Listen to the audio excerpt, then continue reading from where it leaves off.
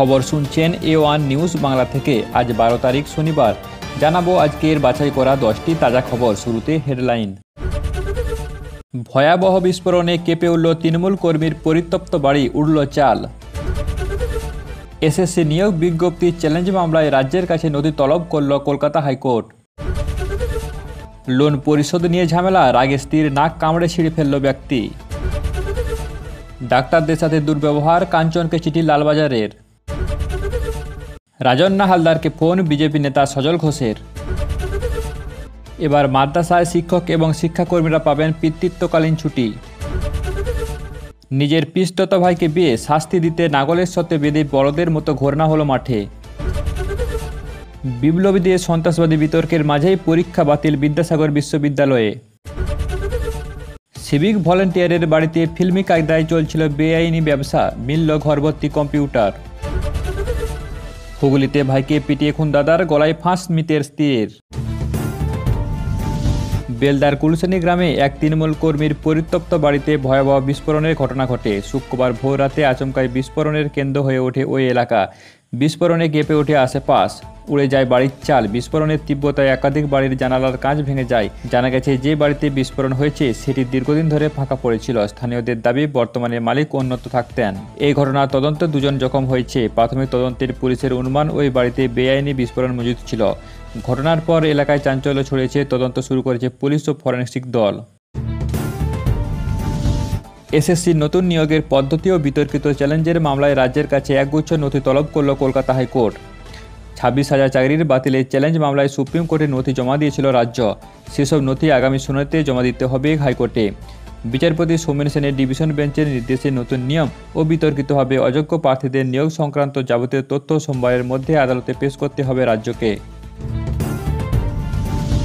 Loan পরিশোধ করা নিয়ে পরিবারের ঝামেলার জেরে এক ব্যক্তি রাগের মাথায় নিজের স্ত্রীর নাক কামড়ে ছিঁড়ে দেন। ঘটনাটি ঘটেছে কর্ণাটকে। জানা গেছে, কয়েকদিন আগে এক সংস্থা থেকে লোন নিয়েছিলেন অভিযুক্ত ব্যক্তি। তবে সে লোন পরিশোধ না করায় তাকে চাপ দিচ্ছিল সংশ্লিষ্ট সংস্থা। সে নিয়ে স্বামী স্ত্রীর মধ্যে শুরু হয় বচসা। ঝামেলার সময় রেগে গিয়ে স্ত্রীর নাকে কামড়ে ধরে স্বামী। এতটাই জোরে কামড়ান যে মহিলার নাকের একটি অংশ ছিঁড়ে যায়। বর্তমানে আহত মহিলা চিকিৎসাধীন এবং থানায় ওই ব্যক্তির বিরুদ্ধে অভিযোগ দায়ের করা হয়েছে।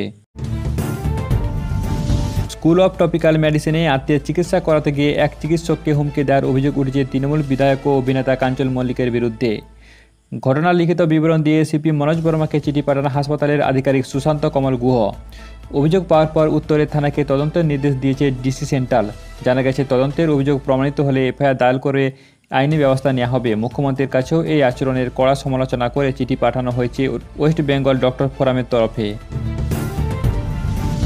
তৃণমূল থেকে বহিষ্কৃত নেত্রী রাজন্না হালদারকে ফোন করেন বিজেপি নেতা সজল ঘোষ। এমন খবর সামনে এসেছে। রিপোর্ট অনুযায়ী সজল ঘোষ বলেন, আমি ফোন করেছিলাম, ওকে বলেছি যে অভিযোগগুলি নিয়ে টিভির সামনে কান্নাকাটি করছো ওগুলি নিয়ে থানায় গিয়ে অভিযোগ করা উচিত। রাজন্না ও তার স্বামী প্রতীক কি বিজেপিতে যোগ দেবেন, সেই প্রশ্ন করতে সজল ঘোষ বলেন, ধরে নেওয়ার ক্ষমতা আমার নেই।